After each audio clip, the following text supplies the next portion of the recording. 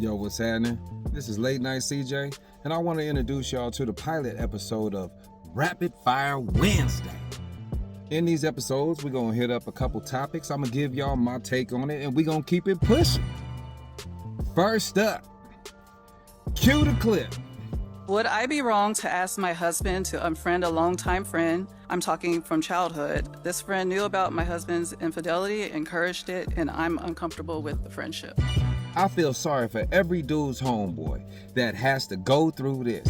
You know how many times I've been blamed for stuff that I had no idea what was going on? I mean, I literally had no clue. There was one time in particular, my homeboy's girl called me and started questioning me, and I'm like, okay, I'm trying to play it. I'm trying to navigate it because I know my homeboy. And I was like, sure, yeah, whatever he said I was at. And I was just walking all through a landmine field, just boom, bing, boom, bang, boom. And you know what I'm saying? So my suggestion is twofold. To the ladies, take it at face value. If you have a man that is constantly saying, yeah, me and Craig, and when me and Craig, chances are Craig has no idea what's going on. Chances is Craig is probably his most solid homeboy, and he figures that if you don't question Craig, then you don't question him. But the reality is, you should always question him when he mentions somebody else. And it goes back this way. Dude, just go ahead and keep it real. The lady already know. Women, by the time they start questioning us, they just want to see if we gonna lie or not. They just want to see how real is we gonna keep it. That's why when she asks you a question and you respond, she go, oh, really? When she hits you with the, oh, yeah, it's over. Keep it pushing. But I tell you this, truthfulness is always the best option. And if the even better option is available, don't cheat.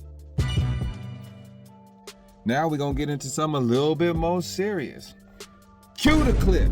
I've been in a 5-year relationship with only promises of commitment where I feel like I'm the safe pick and not the pick. But I also feel like it's a safe place for me too because I already know what to expect. You said a 5-year relationship with no commitment? Only promises of commitment. Baby, if y'all been together 5 years and he has not to this point committed in anything, it's kind of showing what he actually feels about you. See, the dudes that really ain't about nothing is the dudes that'll play in your face. Baby, check this out. You done scarred your face all up and whatnot. What type of man do you want at that point? A man that is in a suit and tie and goes to board meetings and all of that? He is not, and I mean this as respectfully as possible, baby, he ain't checking for nobody with no face tats. Baby, you got to have more security within yourself if you want somebody to invest in you. When I see a woman who's done all this to me, in my head, I know that you probably did that to impress some man. And then I'd have to look at what type of man do you find impressive that tatting on your face is an option. God gave you a beautiful face, baby.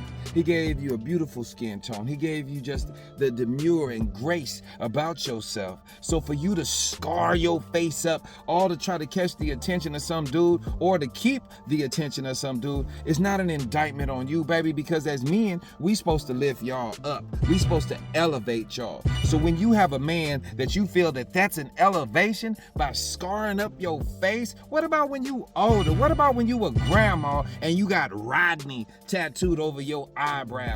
Come on now. If a man is not serious about creating a life with you, you should not put any type of permanent anything on you. I don't think you should anyway, because ain't nothing more beautiful than the skin God put you in. Bars. But what I'm saying is, if you have somebody that finds that as a flex, baby, being with that man is not a flex. Number 3, cue the clip. Good men don't just wake up one day and go out and cheat on their wives. They don't wake up one day and have a full-on corn addiction. They don't wake up one day and just decide that they're gonna go on OnlyFriends and subscribe to a bunch of women. Good men get pushed into a corner after being told no multiple times, after being told excuse after excuse, after the wife saying, well, if you do this, if you were more romantic, if you do XYZ, I would want to, but yet he does and you still don't want to. If you put a dog in the corner and not feed it for months on end, trust and believe when the dog has an opportunity, the dog is going to take it. If you have a good man and you're telling him you love him and you're telling him that you appreciate him, but you're not showing him the same exact things you're telling him physically, trust and believe that that's only going to last so long. He's only going to appreciate those words for so long. A man wants to be shown that you love him. A man wants to be appreciated physically. He does not care about the words coming out of your mouth when you continue to say the same thing without showing the action. Listen, let me go ahead and put it to you like this. A good man is not a perfect man. Let me say that again. A good man does not equate into a perfect man. So all these expectations about, well, a good man is pushed into this. No, sometimes a good man, according to your definition, a good man might be a dude that pays the bills. A good man might be a dude that comes home on time. A good man might be a dude that spends time with the kids and even buys excellent gifts. But even that good man, by all those definitions, could be a dog, could be trifling, could be a mark, could be a buster, could be a clown, and do all of that. Baby, you gotta understand, even the strongest of people have weak moments. Sometimes a strong person is so strong in their mind that they feel expressing their emotions makes them weak, makes them vulnerable. So they hold that in. And then they need somebody in there to tell them that they are special. Because when you're so strong, you in your mind, you're so self-validated that you really don't find much validation or justification in how you move. You just know that you gotta hold it together. You gotta keep it 10 toes down. But what about them times that you don't have it together? Okay? But when everybody sees you as this good man and this strong individual, they think that there's certain things that absolve you from being human.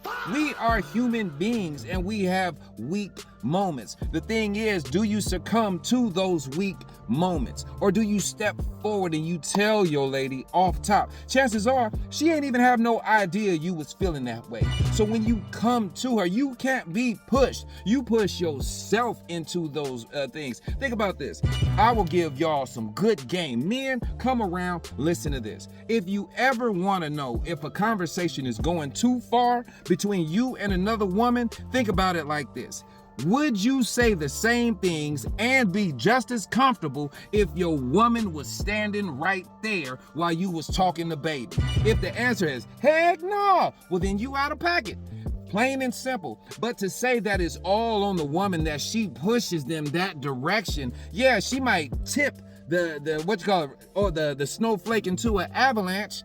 But how did we build up into this snowstorm to begin with? The snowstorm starts with us. And I'm telling you, if you want to keep it cool, sometimes you got to protect your own peace and your own sanity by keeping yourself away from the stupid decisions that a man can make. Because even the strongest person has weak moments.